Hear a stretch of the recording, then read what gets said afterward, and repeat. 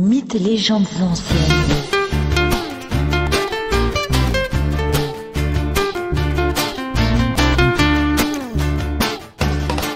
L'Iliade, chants 21, 22, 23 et 24. Les Troyens se réfugient derrière les murailles protégeant leur cité, alors que les Achéens avancent dans la plaine. Achille les conduit avec fougue et détermination. Priam, le roi de Troie, regarde la plaine du haut des murs. Il aperçoit Achille, dont les armes brillent au soleil. Priam pleure et implore son fils Hector de ne pas aller combattre. Il sait que Achille le tuera. Il sait que Achille lui tuera son enfant, comme il a déjà tué Polydore. En s'arrachant ses cheveux blancs, le vieux roi Priam dit à son fils : « Je te supplie de rentrer dans la cité et de t'abriter derrière les murs. Les Troyens ont besoin de toi encore, et ta mort ne sera qu'une gloire de plus encore pour Achille. Rentre maintenant et entends les suppliques de ta mère. » Mais Hector ne veut rien entendre. Il veut affronter Achille. Zeus donnera la victoire au plus valeureux. Le Troyen s'avance donc hors des murailles. Mais il est saisi de terreur à la simple vue du héros grec. Il recule et court. Puis, se reprenant, il se retourne à nouveau pour affronter l'Achéen, maintenant qu'Athéna a insufflé à Hector le courage nécessaire.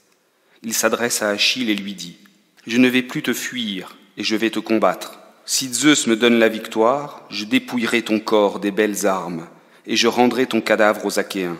Fais de même et promets-le-moi. » Achille lui répond : « Il n'y aura point de pacte entre nous. Nous nous haïssons comme les lions et les hommes, les agneaux et les loups. Prépare-toi, prends ton courage, je vais te tuer avec l'aide d'Athéna. » Achille projette sa pique d'airain contre Hector, qui parvient à l'éviter de justesse. Athéna récupère l'arme plantée à terre et la rend à Achille. Hector se saisit à son tour de sa lance et l'envoie contre le bouclier d'Achille. La lance tombe au sol sans même briser le bouclier.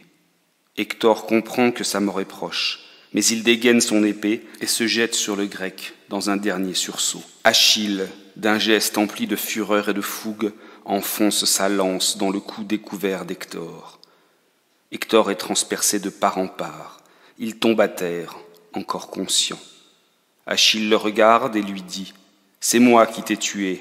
Va, les chiens et les oiseaux te déchireront le corps honteusement, alors que les Achéens enseveliront Patrocle. » Hector supplie Achille d'accepter de rendre bientôt son corps à Troie pour que les honneurs funèbres puissent lui être rendus.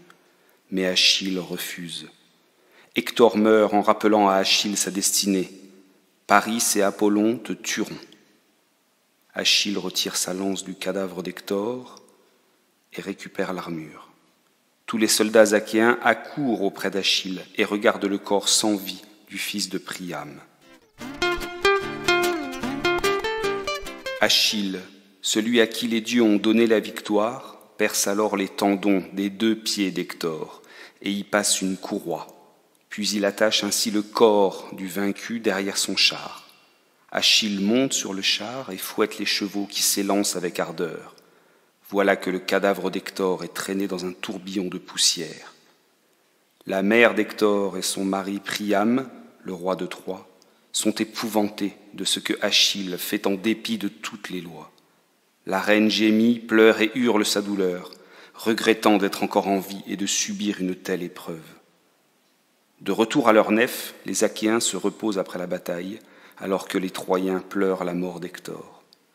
Achille, entouré de ses guerriers, parle au cadavre de son ami Patrocle en ces mots : « Sois content de moi, Patrocle.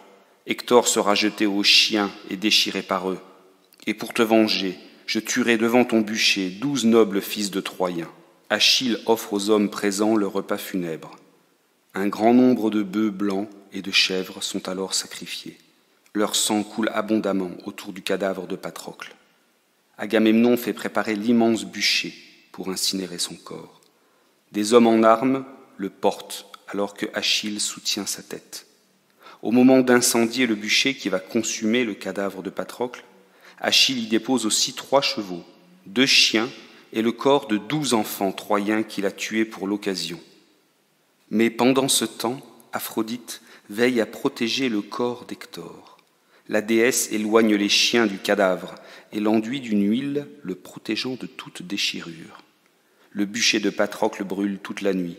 Achille reste aux côtés et pleure son ami, comme on pleure un fils. La nuit suivante, Achille ne parvient pas à dormir. Il pleure en se souvenant de son ami Patrocle. Il se souvient des moments partagés ensemble, de son courage, de sa fougue. Achille se retourne dans sa couche, mais rien n'y fait. Le sommeil ne le saisit pas. Dans sa colère, il refuse de rendre Hector à Troie, refusant ainsi qu'il soit inhumé comme le veulent les lois de la cité. Il tire le corps derrière son char pendant 11 jours, mais grâce à la protection d'Aphrodite, le cadavre d'Hector ne s'abîme pas. Les dieux se disputent. Certains veulent rester en dehors de cette querelle concernant les hommes. Mais Aphrodite, Apollon et Zeus veulent en finir et que le corps du Troyen soit rendu aux siens. Zeus appelle donc Thétis, la mère d'Achille, et lui demande de convaincre son fils de rendre le corps de son ennemi contre l'or que donnera Priam. Obéissant à Zeus, Achille accepte l'or et rend le corps d'Hector aux Troyens. Il accepte aussi de ne pas attaquer Troie pendant les 12 journées prochaines, journée des funérailles d'Hector. Le corps du héros est emporté jusque dans les murailles de la cité où la foule se presse et pleure son guerrier. Les funérailles se déroulent selon la volonté de chacun, alors que les soldats achéens attendent dans la plaine, comme Achille s'y est engagé.